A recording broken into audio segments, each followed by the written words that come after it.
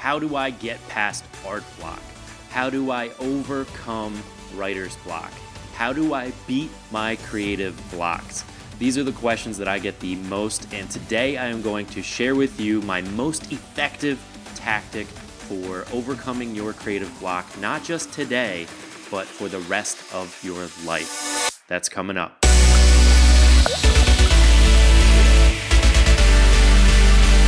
Hi everyone, and welcome to Your Creative Push, the podcast and the YouTube channel that's all about helping you to get past your resistances, to get past all those voices that are in your head that are holding you back, and to get to your creative work no matter what. And today we're talking about really the bread and butter of what Your Creative Push is all about, getting past creative blocks.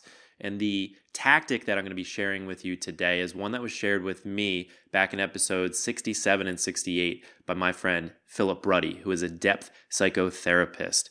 And the reason that this strategy is most effective is because it's not just about plowing through your creative blocks today. It's about recognizing them as part of you, as something that's going to be with you for the rest of your creative journey, and acknowledging them as that, so that when you do encounter them in the future, you know how to deal with them and you can get past them a bit faster, or at least kind of bring them in as a co-pilot on your creative journey. As Philip puts it in the episodes back then, befriend them so that you can transcend them. And I'm going to cut right to the chase in this video and show you right now, step by step, how this strategy works and how it's going to work for you. And then after, I'm going to build a case as to why you should do this and why it's so integral to your creative life and why it's worked for me in the past. But bear with me as I'm showing you this. It might seem a little bit weird to you, especially if you've never done an activity like this.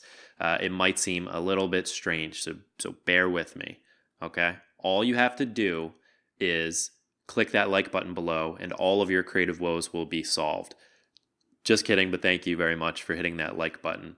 What you're really going to do is grab a piece of paper or a notebook and a pen or a pencil and open it up to a blank page. You can also do this on your computer in a Microsoft Word document or a notepad, but I would actually suggest using a physical piece of paper and a pencil or notebook because it eliminates the distraction of the computer for one thing, but it also slows down the writing process and it slows down your thinking to make this much more effective for you. But what I want you to do is to write out what your creative block looks like or what it feels like. Does it look like a monster or a dragon or maybe a tidal wave? Does it have a human form, like a past boyfriend or a girlfriend or a parent or a boss maybe, or a mean teacher or a professor? Or is it a darker, sinister, more cruel version of yourself? Try to describe it right there on the paper. Or if you're a visual artist, draw it or paint it, whatever. Just try to give it a form, a shape, and a personality even. Something more tangible than just these swirling, ethereal feelings of doubt and fear that are going on in your head. For me, my creative blocks come in the form of a redacted or a classified government document. Like I can see the big idea is there, but there's all these lines that are crossing everything out, and I can't quite grip what the idea is about. And the harder I try to kind of peel away the black lines that are all over the document, the idea, the more get covered up. Now that you have this character, this thing that you can actually pinpoint as something that you can speak with it. Talk to your creative block. Have a dialogue with it and see where it goes. Creative blocks are often an unexpressed part of ourselves that wants to be heard. So let it be heard. If this part of the exercise is too difficult and you can't give a name to it, that's completely fine. Simply start out by saying, hello, creative block, or hello, art block, or hello, fear, whatever form it takes.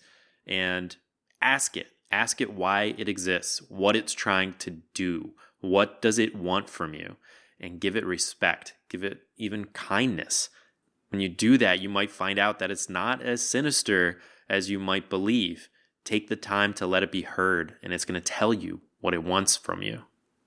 And if it doesn't respond to you, keep pressing it, just like you would to somebody who is sitting right across from you, who you're talking to and who's ignoring you.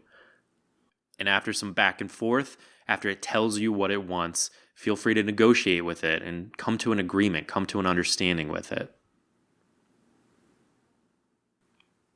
And I know that this exercise might seem a bit woo-woo. It might seem a little bit out there, and it might not seem like it's for you, especially if you've never done anything like this before. But it's based on Carl Jung's idea of active imagination, which is something that's actually come up on the podcast time after time, because it's a powerful tool in order to be able to access your unconscious mind, to figure out really what's going on down there and why you're self-sabotaging. So for you, it might be a little bit difficult at first to get the ball rolling, but you're a creative person. You've been in that flow state before, and you know what it feels like. If you're experiencing a creative block right now, that means you've been creative before. So just give it some time. It might take more than one time. It might take a couple days. And this actually might be a tool that you keep in your toolkit for the rest of your life to continue to access your active imagination, to continue to access your creative blocks, to speak with them in a loving way. For me, it was super easy when I did this activity 4 years ago. I continue to do it when I experience resistances in my life to figure out really what's going on, or at least to try to delve into what's going on in my life, why I'm seeing that classified document as opposed to just the world opening up to me and everything being easy creatively. This is also an activity that I've done when I wanted to quit drinking. I wrote a love letter to sobriety, and I wrote a goodbye letter to drinking to say goodbye. I'm even getting emotional talking about it right now. This is a tool that you can use in your life in many different facets. It's just the trusting of yourself, trusting the fact that your resistances, all of your blocks, they're a part of you.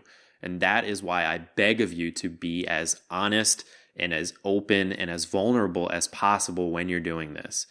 And I know that can seem scary because you might not like the answers that you get from your creative blocks, and you might not want to be as honest and forthcoming when you're speaking to your creative blocks. So maybe make a promise to yourself that you are going to shred or burn or throw out all of the evidence of this activity. You're going to just rip up the papers that you're writing on. All you need is the actual experience of engaging with your creative blocks to have this work for you. You don't need the evidence of it. So just promise yourself that you're going to throw it out so you can be as honest and as vulnerable and as loving as possible to yourself.